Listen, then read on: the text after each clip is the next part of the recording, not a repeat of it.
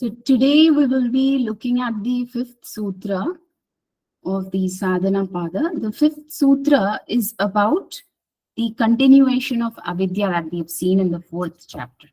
Now the sutra is Anitya Ashuchi Dukkhan Atmasu Anatmasu Nitya Shuchi Sukhatma Khyati Avidya. So let's go word by word to understand what it means. Anitya is that which is impermanent, which will go away, which will fade away, which will not be with us. Okay, that is Anitya. Anything which is temporary, anything which will not last is called Anitya. Ashuchi is that which is not clean, that which is not pure, that which has dirt. That they are referring to as Ashuchi. Dukkha. Dukkha is that which gives us pain. Okay, so Anitya, Ashuchi, Dukkha. Anatmasu. Anatmasu is that which is not pertaining to the pure consciousness, which is not pertaining to the soul or Purusha. Clear? Anatmasu is that which is not pertaining to the Purusha, which is not related to the Atman. What is not related to the Atman? The aspects of Anitya, Ashuchi, Dukkha, these three are not the attributes of the Atman. I repeat it once again. Anitya, Ashuchi, Dukkha. Anitya is temporary, which doesn't last, which is not eternal. Okay, that which is not eternal, which will not last, is called Anitya. Ashuchi is that which is not clean, which is impure, which has impurities in it. Dukkha, that which relates to pain, that which can create pain. Dukkha is a word that is used for pain.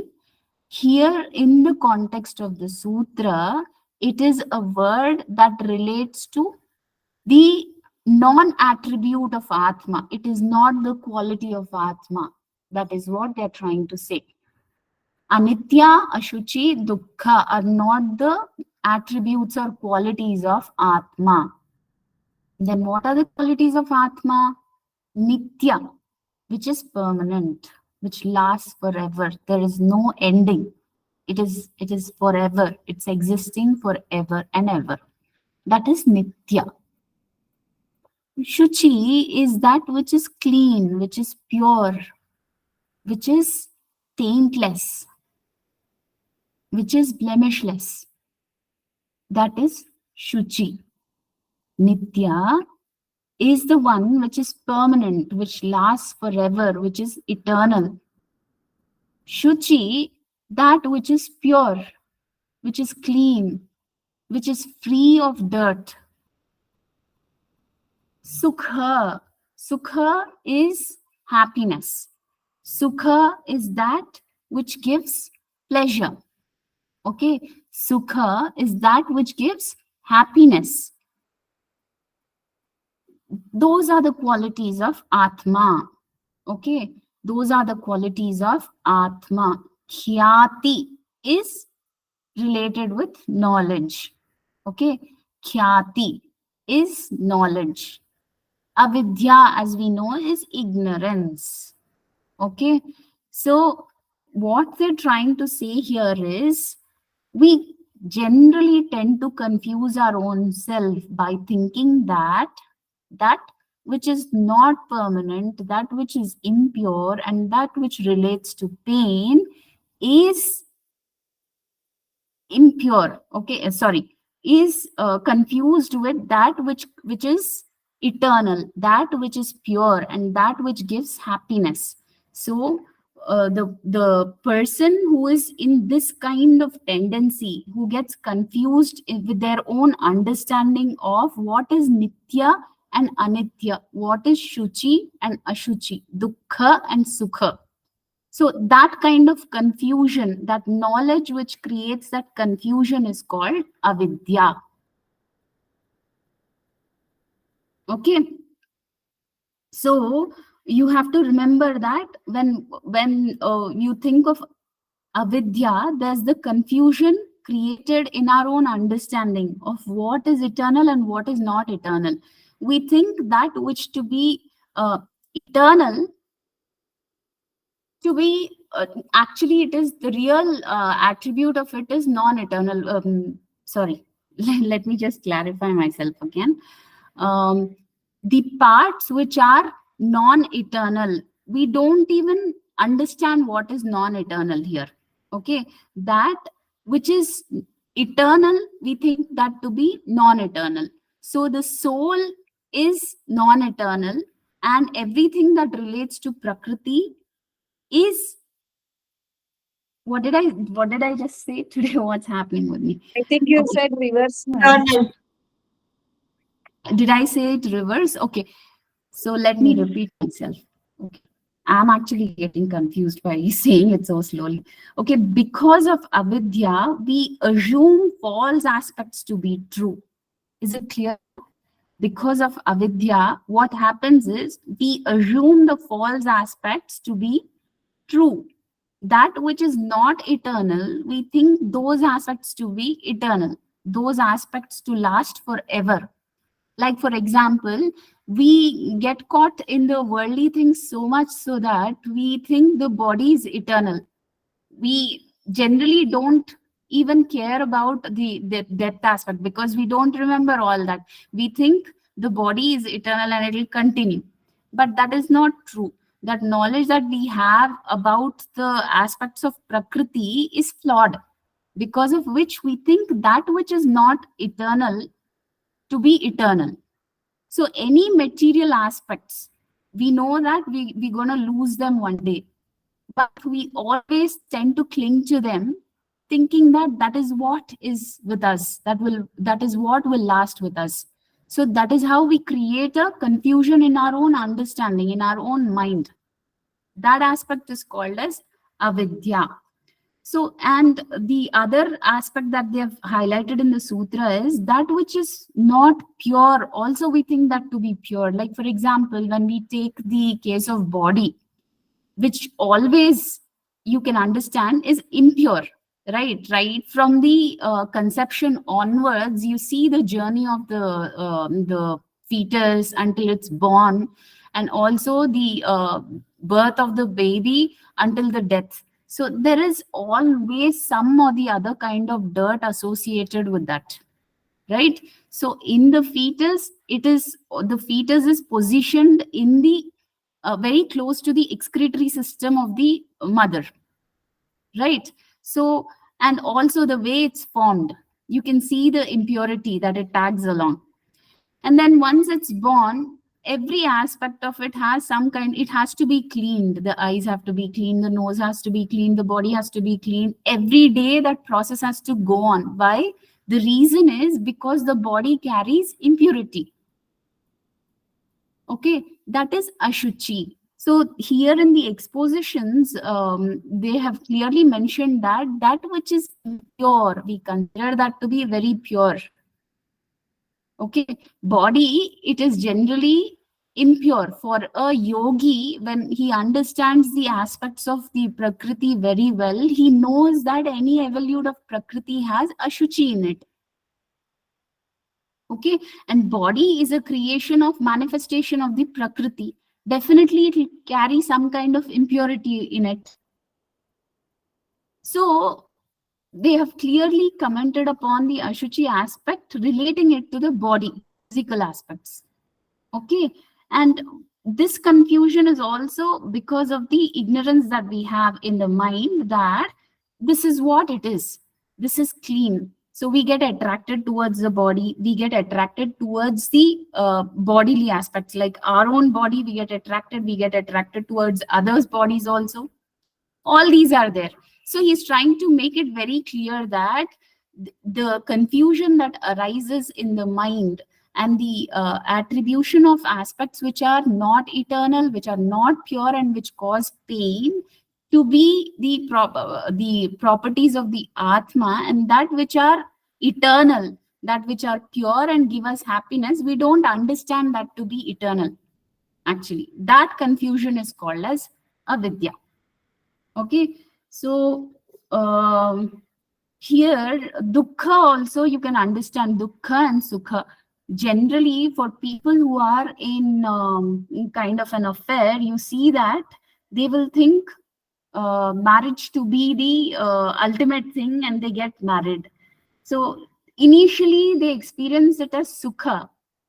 That which is sukha, that which is dukkha, they experience it as sukha. And later, once they are married, they experience sadness in it. Right? So why are they experiencing the same? The marriage was very much opted by both of them, and they wanted to get married. They got married thinking that it is happiness for them. But what happened, because of their understanding, because of their confusion in their understanding, they realized that it is not happiness. Actually, it led to dukkha also. Okay, so these aspects, these are just examples, but when you have to understand avidya in a larger context, you have to understand that it's a confusion in our own understanding about that which is not permanent. We think that to be permanent, and that which is permanent, we think that to be impermanent. Okay, we don't even understand about that. That is what is avidya. Okay, so let's see what is given here. Avidya is to mistake the non-eternal, impure, evil, and nominal for the eternal, pure, good, and Atman, respectively. Okay, so because we identify ourselves with the material aspects, that is why we get into this kind of confusion, and that is what we think is permanent. Okay, this sutra gives the most classical definition of avidya. Ordinarily, what avidya means is ignorance, but this sutra makes it a little different. It is mistaking the above named things for altogether different things. It's an error in spiritual perception. So when a rope is mistaken for a snake, the form of your consciousness at that time is avidya. But that is, we've learned it as viparyaya, right? With avidya is a kind of psychosis, not a neurosis. So this is like, I generally don't follow this commentary, but just for the sake of better understanding, we'll just try to just quickly go through. So it causes duality through which name and form are fabricated. In Bhagavad Gita, it is said that under the influence of avidya, dharma is mistaken for adharma and vice versa. In Vedanta also, it's said that the body, the senses, the buddhi have their limitations. Beyond them, there is one consciousness. The consciousness is pure, while the base is impure. So avidya should be indifferent to the inner Atman. For avidya is to identify with the body. So what is happening for people who are in avidya klesha? They identify themselves with the body. They are indifferent to the inner Atma. This is the key message of the whole paragraph. Avidya should be indifferent. They are indifferent to the inner Atma. They don't even understand that. For avidya, they identify is to identify themselves with the body. Here they don't even know about the inner Atman, and what they do is they identify themselves with the body. Avidya creates that illusion, a kind of veil, a morphic dose, a defect of psychic vision. And what happens is we misunderstand our relations with people due to avidya. Just as we mistake a rope for a snake, the error conditions, what it does to our brain and thoughts, we can just imagine. Like, if we don't have a proper understanding of the reality, the condition that it creates in the brain. Avidya is a mistaken idea which has come with the Jivatman from the very beginning. So as we read in the last sutra, the fourth sutra, avidya is the root cause of all other kleshas. Avidya is the root cause of all other kleshas. It's the primary klesha which started, from which all the other kleshas have sprung out. Its end means the end of avidya. What does it mark? It marks the beginning of enlightenment, which is viveka khyati. And beyond the viveka khyati, what is the real enlightenment?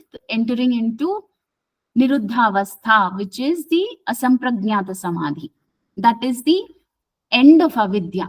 Avidya only goes away when the purusha and prakriti are completely separated.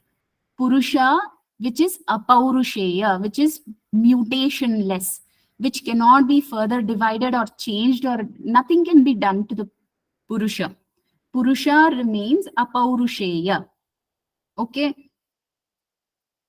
Okay, and then Prakriti is that which is having some kind of mutations, is mutable. Means it has some kind of evolution journey where it gets into different kinds of manifestations.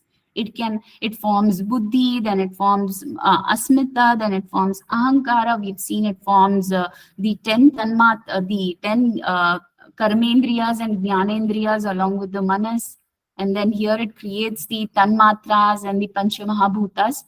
So all these things we have seen were the creation of the prakriti, right? So that is nothing but the prakriti is mutable. The prakriti can form more of its own kind, like it has its own evolution journey.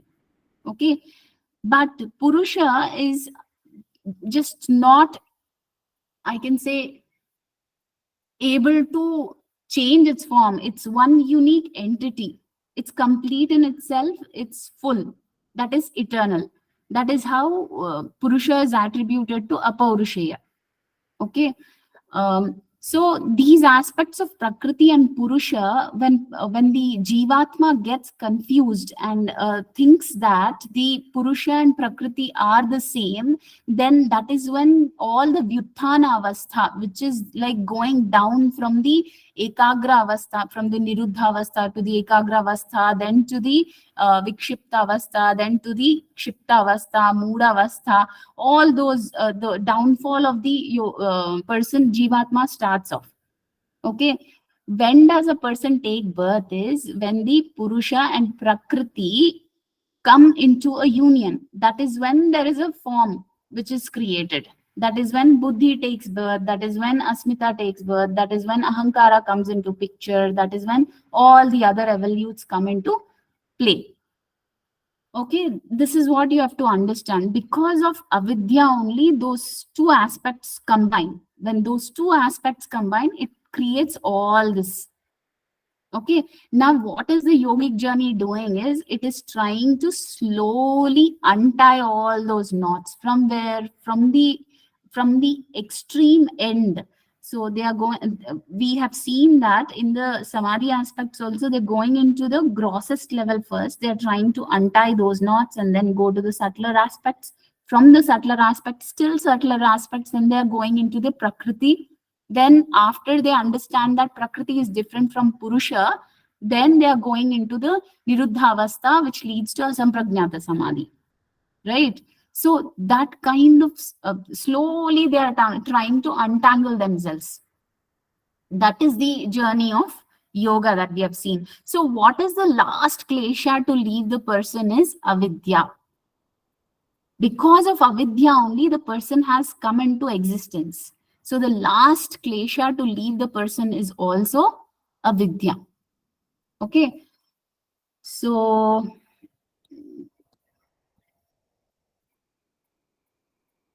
then avidya is a negative aspect. It is an absence of the positive state. Just as we do not have to fight with darkness in order to remove it, darkness can be removed by light. In the same way, avidya is removed by viveka. This is enlightenment. Again, we have seen that enlightenment is also of two types, temporary and permanent. Viveka is the former type of enlightenment through which we can distinguish between the body and the Atman. Viveka. Avidya is called Maya in Vedanta. In cosmic context, it is Maya. In an individual context, it is avidya. The mistaken notion of avidya can arise only on a positive basis, and that basis is Brahman. So we have learnt about Viveka Khyati. I think I mentioned about Viveka Khyati, which is the discerning knowledge, which is the knowledge that is used for discerning between what? Between Prakriti and Purusha. That is the ultimate knowledge that one gets when one has transcended to the highest form of Samprajnata Samadhi. After they get Viveka Khyati, that is when they also try to leave the Viveka Khyati and go into the Niruddha Avastha.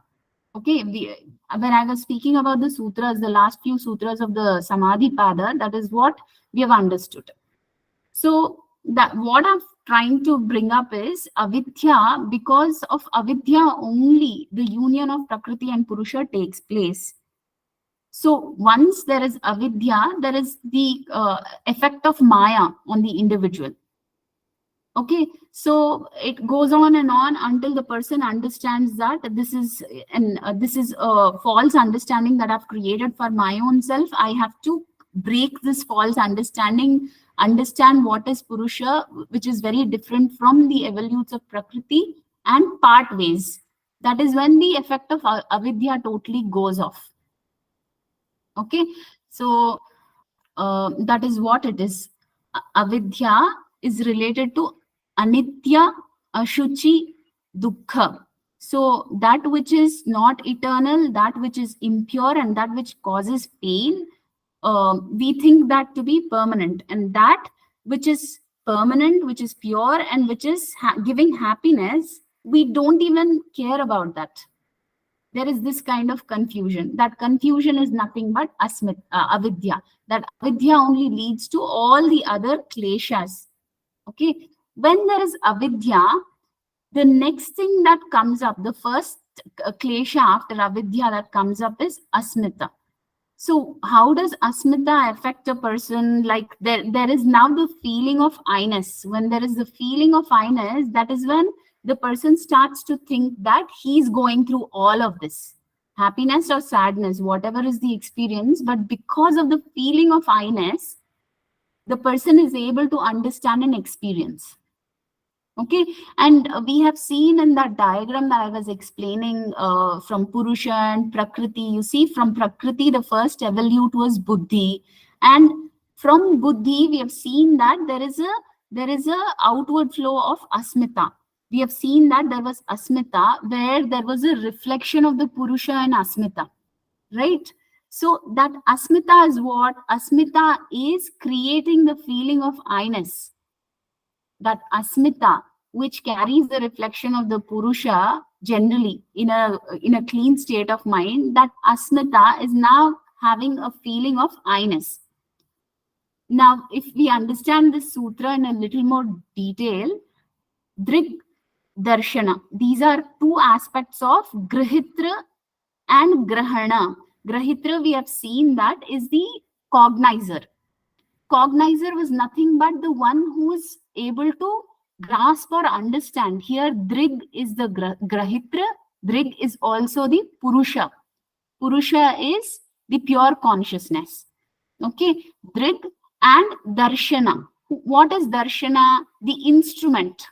Okay, the instrument of cognition. What was the instrument of cognition? We have seen that buddhi was the instrument of cognition, right? So, drig, darshana, shaktyoho. Shaktyoho is what? They both have powers. Drig also has the power of consciousness. Darshana also has the power of helping the cognizer to cognize it. Okay, so these two aspects become one. The drig and darshana, both these aspects become one. Ekatmata, they become one. Iva, as if, creating a feeling that both are the same. Okay, so here drig is Purusha or the pure consciousness. So the power of the pure consciousness and the power of the instrument of cognition, they both unite, and their identity is felt as if it's one and the same. That's the feeling of asmita. So Asmita, here we can just think that Buddhi thinks that it is very close to the soul, right? When you look at the proximity of Buddhi and Purusha, you see that it's very close, right? Because it's the first evolute of Prakriti, you see that Buddhi is very close to Purusha. Because of that very close proximity of Buddhi and Purusha also, there is this confusion of the Buddhi being the same as Purusha. But is it the same as Purusha? If you question yourself, is it an evolute of Prakriti or Purusha? Buddhi is an evolute of Prakriti and not Purusha. Purusha is Apaurushaya, which is mutationless. But what is Buddhi? Buddhi has come out of Prakriti, so it is an evolute of Prakriti.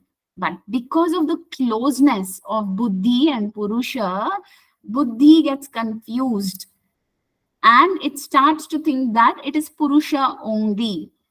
Okay, so just as we, if we want to look at our own self, what do? We go closer to a mirror and just look at it. Because of the proximity of our face to the mirror, what do we see? We see our reflection in the mirror. Yes or no? Similarly, when Buddhi goes close to Purusha, it starts to feel that both are the same.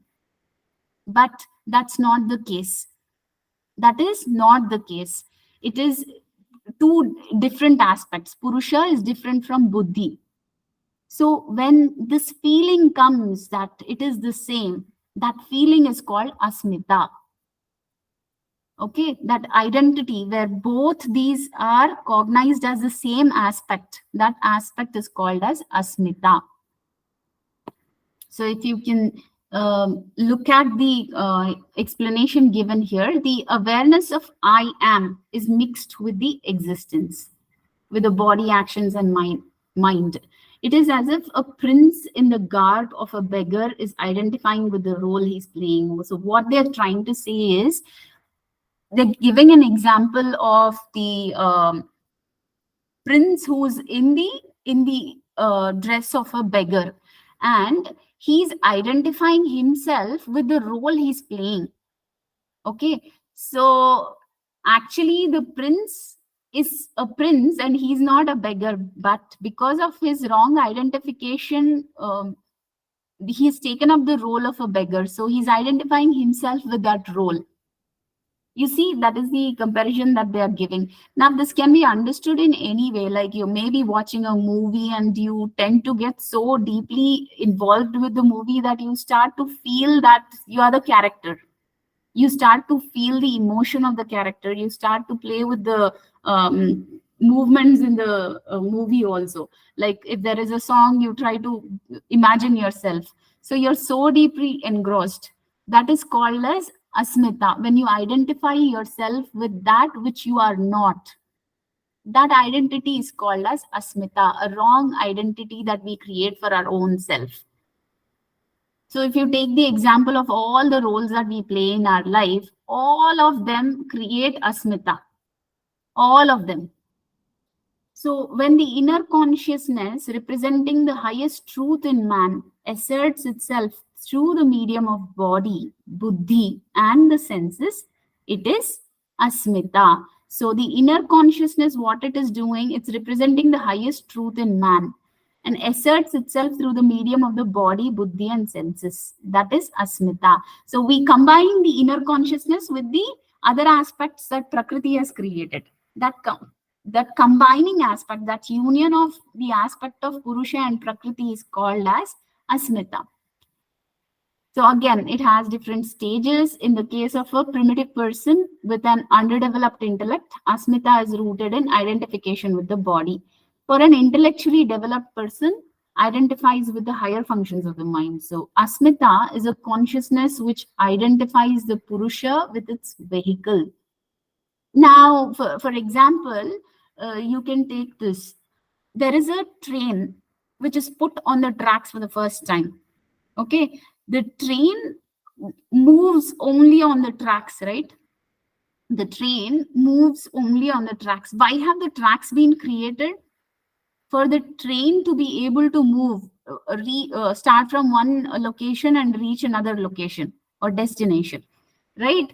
So when we identify both the train and the tracks to be the same, they are not the same, they cannot be the same.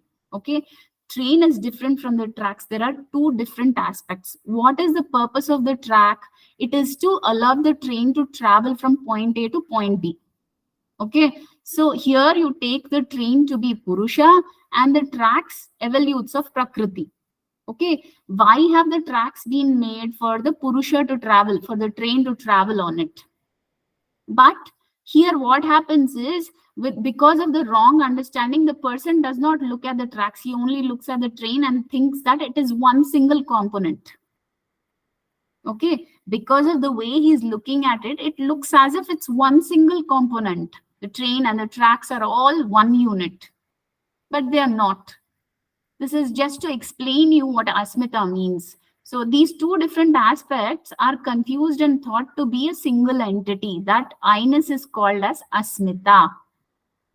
Okay. So when the Purusha is realized, then there is no identification of the Purusha with the body.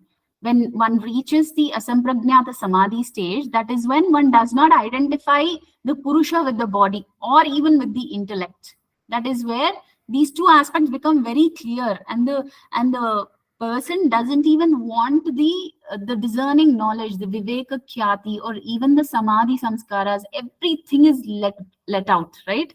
Everything is left there at that point, at that highest point of sampragnata samadhi. When they go into nirodhavastha, that is when they don't want any of the evolutes of the prakriti to be involved. That is why they'll even leave the samadhi samskaras and go into the nirodha samskaras. You're getting it? That is a complete separation of Purusha and Prakriti. Okay. So asmita, why they have explained the kleshas in such detail is because you see, untangling all these things, understanding what the mind is going through will give a clarity as to how these can be untied or untangled. Getting it? Otherwise, without this kind of knowledge which they're giving about the kleshas, which Sage Patanjali has put forth about the kleshas, it is not easy to understand the working of the mind. Okay, so this aspect was very well explained. All the kleshas, starting from avidya, how avidya becomes the root cause and how it leads to asmita, then asmita to raga, raga to dvesha, dvesha to abhinivesha. So now we have seen, because of the ignorance that the person had, he confused the Prakriti and Purusha, and because of that confusion, he thought both are the same in asmita.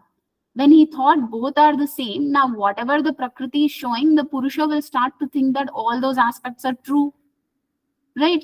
Whatever the Prakriti is, whatever the Prakriti is trying to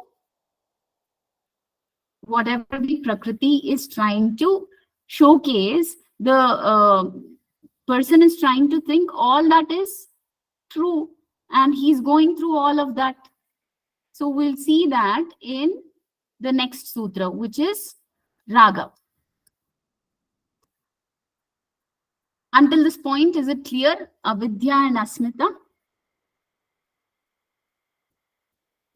So you need to understand that kleshas, understanding kleshas, like why these are arising and how these have to be handled, is the key. First, avidya comes, then it leads to asmita, the feeling of the I-ness, when Prakriti and the Purusha and evolute of Prakriti, which is buddhi, gets combined or united, that creates a feeling of asmita, as if Purusha and Prakriti are the same. Okay, when that happens, the next thing to experience is raga. Now, what is raga? Raga is explained in the 7th sutra. Raga is sukhanushayi ragaha. So that experience which creates a pleasurable memory in the head is called raga. So any experience that creates pleasure is accompanied by raga. Raga is an attachment, a liking towards that.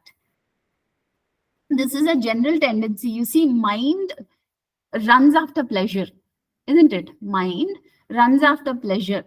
So whatever is a pleasurable experience, the mind will start registering all that, and it creates a memory. When it gets stored in the memory, it becomes a sanskara, and mind keeps going after that sanskara. Like it'll keep asking, craving for more and more pleasurable experiences. Yes or no? So they are trying to showcase that when Prakriti is showing all its evolutes and we are so entangled in all the evolutes of the Prakriti in such a way that we are thinking whichever way it's swaying us or swinging us, we are just taking that way. And we are not understanding what it actually is. Is that a pleasurable, a really happiness giving aspect? What is it? We don't question, we just swing by it. So here raga is that which accompanies a pleasurable experience. Okay, that which accompanies a pleasurable experience is called as raga. It is like going hand in hand. Whenever there is a pleasurable experience, raga will be holding its hand. Okay, I'm there accompanying you. Whenever there is a pleasurable experience, we have enjoyed something, immediately raga will attach itself. Okay, anything which associates with a pleasurable experience, that is very attractive and we tend to like it. That attraction towards the pleasurable aspect is called as raga. Okay, is this clear? So it's a very, very, very temporary state of mind. So you see what Prakriti is doing. I mean, when one doesn't understand that this is not the true aspect, we just get swung by it. We become like a pendulum. So wherever it is pushing us, we tend to swing that way. Now, when raga is too much and we ended up in some kind of disappointment. I mean, whenever there is raga, you know that we tend to create some kind of expectation also with it. If we don't experience that raga, we tend to get displeasure. If we are not able to enjoy that experience, we tend to get displeasure or we tend to get angered. That nature of being angry or a negative emotion attached to the pleasure aspect, which is not really pleasing anymore, that is called as dvesha.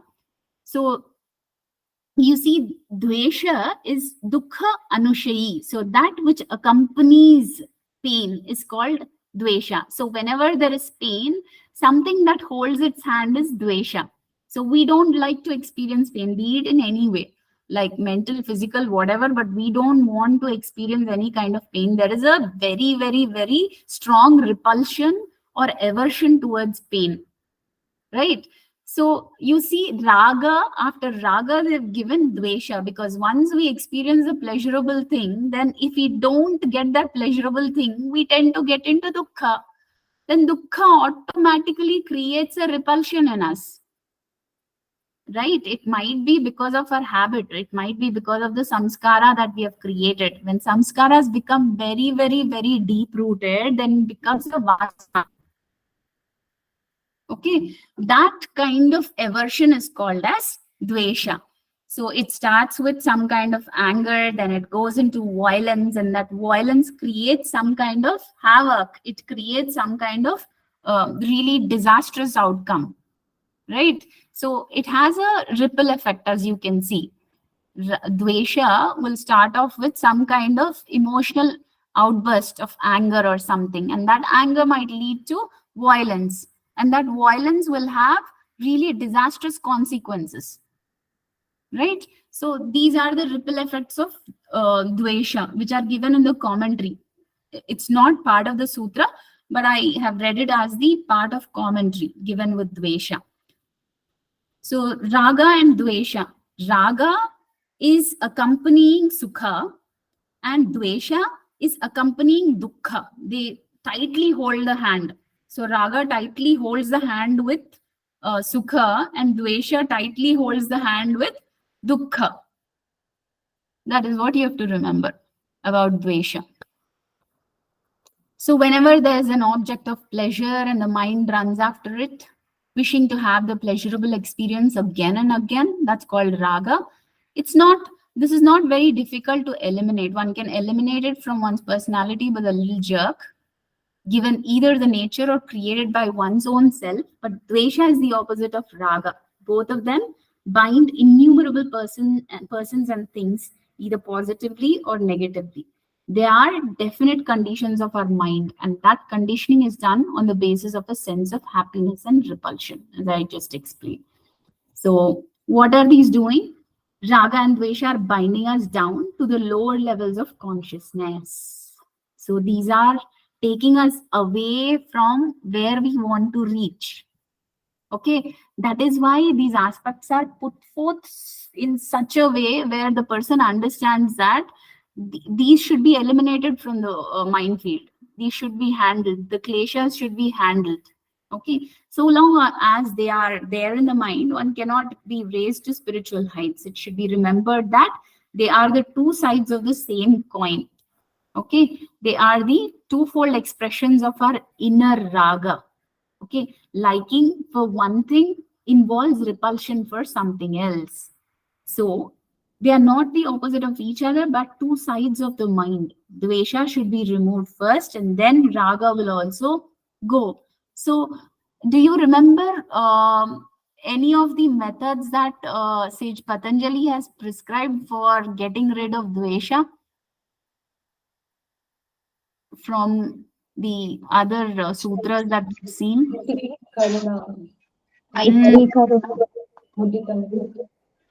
Yeah. Yeah. So chitta prasadanam, that is what we have studied, right? So those aspects have to be practiced very regularly so that we don't get into this disgusting mode of dvesha. It is found that even the spiritual aspirant has raga and dvesha. It is dvesha which is more powerful binding force. That's why don't hate anybody. Don't have the word hatred. It is a great hindrance. When dvesha is removed, the meditation becomes deeper, and then raga can slowly be given up by practicing vairagya. It is said that man is affected more by dvesha than by raga. So one should get rid of the hate. Then comes abhinivesha. Abhinivesha is that which accompanies dvesha. So once we know that we are hating somebody, we are creating some kind of violence, and that violence is leading to killing of somebody, something has happened. So that person who has done something like this definitely understands that he might also have to go through such a pain, because he has done something like that to somebody. He knows what it feels. So that person will be under the fear of that kind of death or violence or whatever. So you see that automatically comes, and how they are relating abhinivesha is from the experiences that we have had in the multiple births that we have taken. For the people who believe in rebirth and the cycle of birth and death for them. So every time a living organism is coming close to its lifespan and experiencing death, it is not easy. It's creating some kind of impression in the mind. So they have registered that fear so deep in the head that it is scary. Even the most learned people in the world also fear death.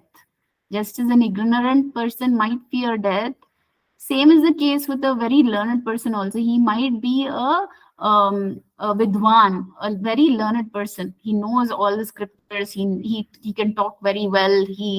He can speak about death and all that. But when it comes to the actual experience of death, there's a lot of fear. Okay, that fear of death is called abhinivesha. Okay, they want to keep themselves. The word is they want to keep living. They never want to let go the life. They want to keep living forever and ever. Okay, that is because of the fear that they have for death. Now, if we break down the sutra and look at the words, Swarasa Vahi. Swarasavahi means, see, because it's not coming, as I told you, it's not coming from one birth. This experience of pain has been there since millennia. I mean, ever since the experience of birth and death has started, the vasana has been so deeply ingrained, sustained by its own force, which is because of the impression that it has created. Vidhu, even for the learned one, Vidhushi is a learned one. Even for that kind of a person, Tatha Rudho. So Tatha Rudho is like that, dominating. So what is dominating here? The fear of death is dominating. So, or the feeling that they want to live forever and ever, that is dominating. For whom? Even for the learned person. Which means because of the impression that death has created in the person, like over the different births that they have taken and deaths that they've experienced, that vasana has become so deeply ingrained that even the learned person also fears death. Okay, so abhinivesha is the desire for life sustained by its own force, which dominates even the learned ones. They have an equally strong desire for life. Okay, this is true of the philosopher, the thinker, and also a layman. It can be seen in everybody. Therefore, it is called Swarasavahi. It's a natural force inherent in everyone. Maybe even a small worm that is born will fear death, right? You see how it fears death when it's hurt. Everybody, even a child who doesn't know anything, when it is hurt, it kind of moves away or tries to make some kind of sound, right? It doesn't like it. What is that? That is nothing but it is coming from a deep natural inherent force, which is part of the being, right?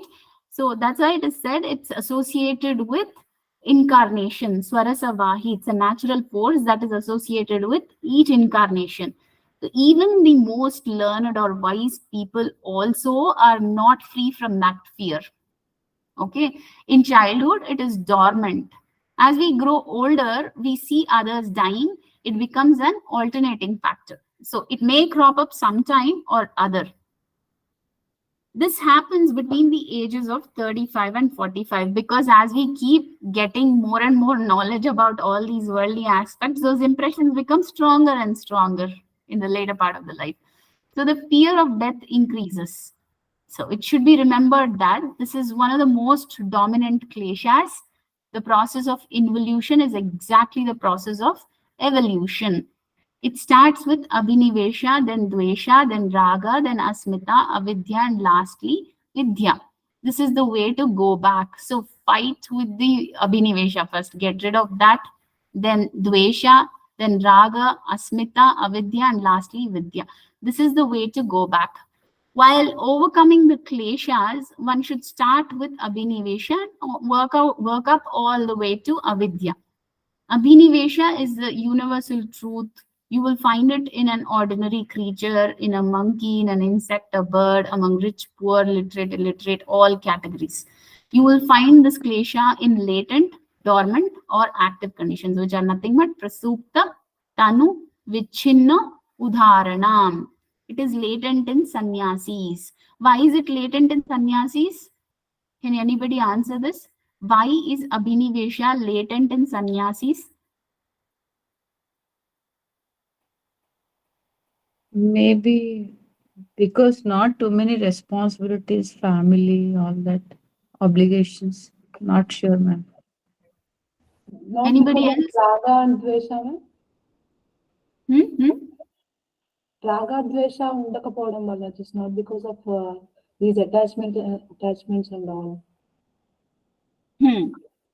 He might have worked his way, like sannyasis come to that particular point where they have renounced, they have left, right? Mentally, they have left. Even a householder can also live like a sannyasi.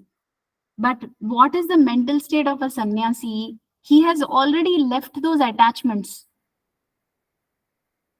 right? He has clearly left those attachments with an understanding that these are creating pain. I don't want to cling to these.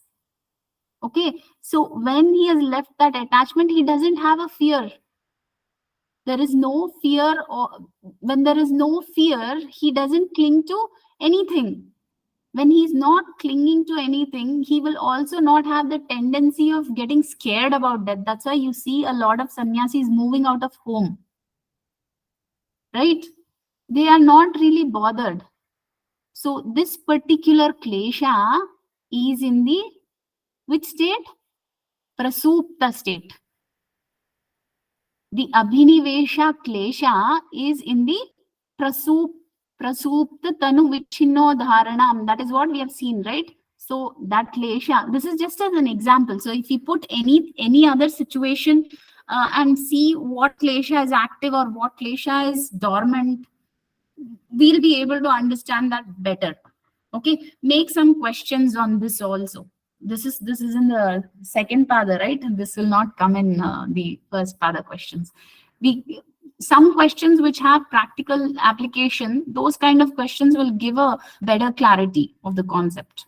Okay, when you are making questions even of the first pada, try to bring up some good examples and try to put the concept through the examples.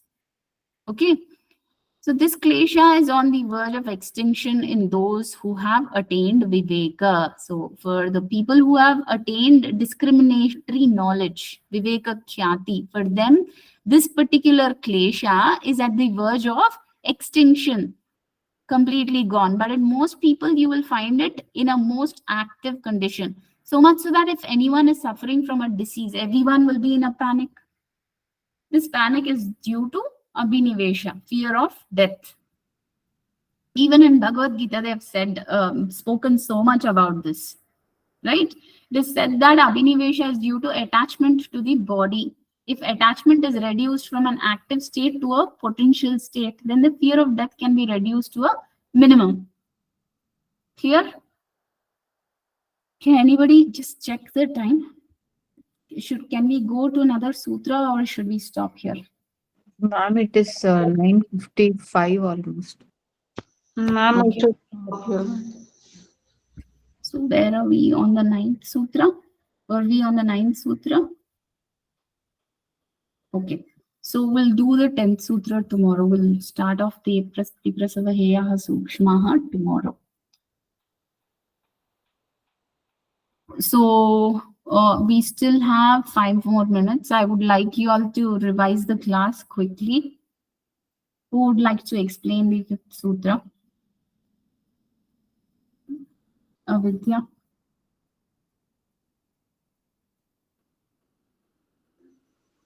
Okay, ma'am, may I do? Yes. Sutra 5 telling Anitya, Asuchi, Dukkha. That Anitya is, its mean anything which is temporary. Asuchi means not clean, impurity. It's related to our body. And Dukkha, pain, which gives sorrow. Anata, Anatmasu means which is pertaining to the Purusha. These three are not quality of Atma. Anitya, Asuchi. Anatmasu is that which is not pertaining to the self, Atman. Yes, ma'am. Anatmasu, Atma is that which pertains to the self. Anatmasu is that which doesn't pertain to the self, Yes, which yes, is not Atma. That which is not Atma is Anatmasu. yes, ma'am. Yeah. These three are not quality of Atma, means Anitya, Asuchi, and Dukkha. Then Nitya, Suchi, Sukha. Nitya means forever, give happiness. Sorry, Nitya means forever. We can say eternal or permanent. Suchi, clean, purity. Sukha, happiness that gives the happiness. These three are the qualities of Atma. And that Yes, bhakti means knowledge. Because of avidya, we mistake this non-eternal as eternal. exactly. Yeah. Yeah. Yes, ma'am. Avidya is removed by only through vivek. Because of avidya, prakriti and purusha take the place manifestation. Yes, they join, and then there is all kinds of Prakritis evolutes coming into existence. Okay. Yes. Yeah. So, who wants to explain? Thank you, Lipalika. Who wants to explain about Asmita? Shall I try, ma'am? Yes, yes. Ma'am, Drigdarshana Shaktyoho Ekatmata Iva Asmita. Asmita is basically the feeling of I. So Drik means Purusha, Darshana means the instrument of cognition, that is the Buddhi. So Hmm. Shakti is what happens is at one point these both come together and the Buddhi will start feeling that it is the Purusha, creating the feeling that they both are the one. And that is where Asmita, the feeling of Asmita arises. Okay. Yes, yes, And for an example, we can say when a prince is dressed like a beggar, he starts identifying himself as a beggar, though he is not. Another example is the train as a Purusha, tracks are the evolutes of Prakriti.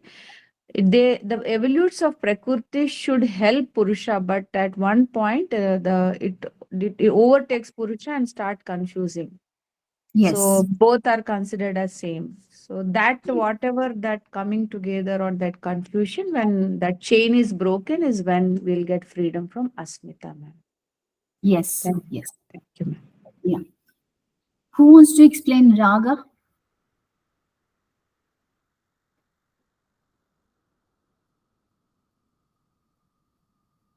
Quick, quick. Sukha Ragaha. Yeah.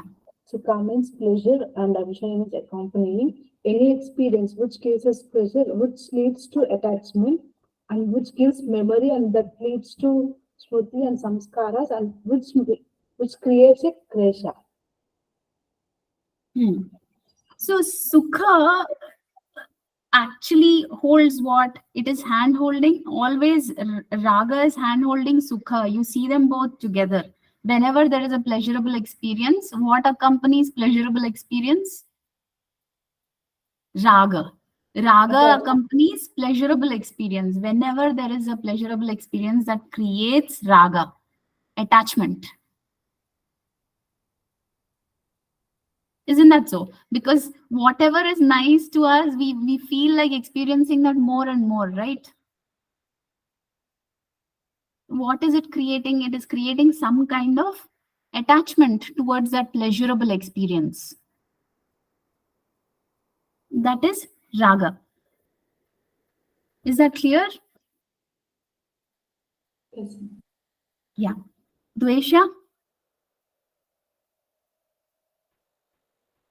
Dukhanushayi dvesha. So it is Hmm. the nature of being repulsive towards pain. So, Yeah. uh, so it is the repulsion accompanying the pain. So whenever there is an object of pleasure, the mind runs for it. So we want to be always in the pleasurable state. So whenever we don't get that pleasure, we end up in pain. So then we have a strong liking. So similarly, how Sukha is being Raga is following Sukha, here Dvesha is following the Dukkha. Yes. So Accompanying dukkha. yeah, Yes. so and Raga and Dvesha both are taking us away from the Purusha. So so long as Raga Dvesha are there, we will not get to the Purusha. So we have seen that Chitta Prasadanam has to be done to get rid of these Dveshas, and since it is a powerful binding. Right. Right. Good.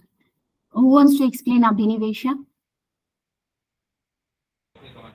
अभिनिवेश स्वरसवाहि विदुषोऽपि तदारूढो अभिनिवेशः.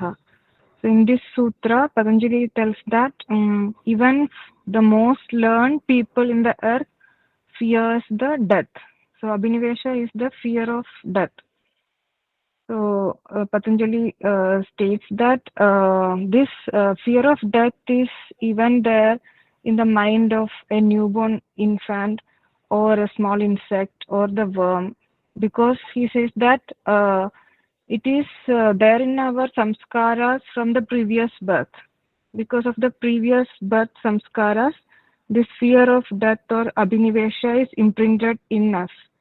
So this is a basic kleshas for everyone. Even the learned person have this klesha.